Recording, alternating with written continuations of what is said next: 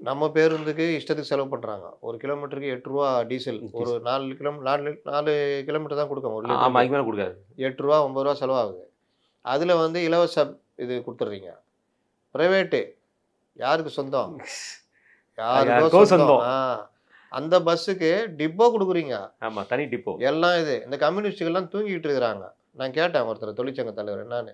இந்த 25,00,00,000 வாங்குனதுலருந்து நாங்க ஒரு மாரி ஆயிட்டோம். ஒண்ணும் செய்ய முடியாது. அப்போ இந்த தனியார் பஸ்ஸுங்களுக்கு இவங்க ஏற முடியாது. ஆச்சா, பெண்களே ஏற முடியாது. ஏற முடியாது. ஏன் தெரியுமா? வருமானம் அங்க துட்டு. பெண்கள் ஏற முடியாம ஹைட் படிக்கட்டு வச்சுக்கிறான் பாருங்க. ஆ. அதுல இலவச பெண்கள் ஏற பெண்கள். எப்படி ஏற முடியும்? தாழ்தள பேருந்து வரணும்னு இப்ப வேர்ல்டு லெவல்ல இன்னைக்கு இது எல்லாருமே போட்டுருக்காங்க. சொல்லிட்டாங்க. ஆனால் இந்த இது சம்பாதிக்கிறாங்க. இதுல கவர்ன்மெண்ட் டிரைவர்ஸ், கண்டக்டர்ஸ் இருக்காங்கன்னா இல்ல.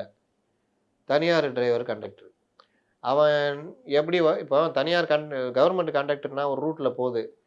ஒரு ட்ரிப்புக்கு ரூ. 500 வரணும். இவன் ரூ. 300 தான் காமிக்கிறான்னா, செக் பண்ணி பிடிப்பாங்க. பிடிப்பாமா. இவன்ட்ட யாரும் பிடிக்க மெமோ போறாங்க. குடுப்பாங்கல்லாம். இவன யாரு கேட்பா? இன்னொன்னு த கவர்ன்மெண்ட் கண்டக்டர்னா பயந்து போவோம். ஏதோ மெமோ குடுத்துருவாங்க, சஸ்பெண்ட் பண்ணுவாங்க. ஆமா. இவன் எதா பண்ணா யாருக்கு பொறுப்பு? அப்ப இந்த மாதிரி விஷயங்கள் எனக்கு என்னன்னு பண்ணிட்டு போறது தான் இந்த கவர்ன்மெண்ட்டோட சாதனை. இவர்களாவது வந்து இத தனியார் மயமாக்குறதெல்லாம் தடுத்து நிறுத்தணும். ஏன்னா ஒரு பஸ்ஸுக்கு ரூ. 78,000 என்னமோ மாசம் அவங்க மாசம் இது ஒரு நாளைக்கே என்னமோ பெரிய தொகை குடுக்குறாங்க. கைவிட்டு குடுக்குறாங்க. கைவிட்டு குடுக்குறாங்க. அவனே சம்பாரிச்சுட்டு போற மாரி. அப்ப சார்ட்டர்டு பஸ் தானே இது. ஆனா எம்டிசி சிம்பல் போட்டு அரசு போக்குவரத்து கழகம் மாரி ஓடிட்டு இருக்கு.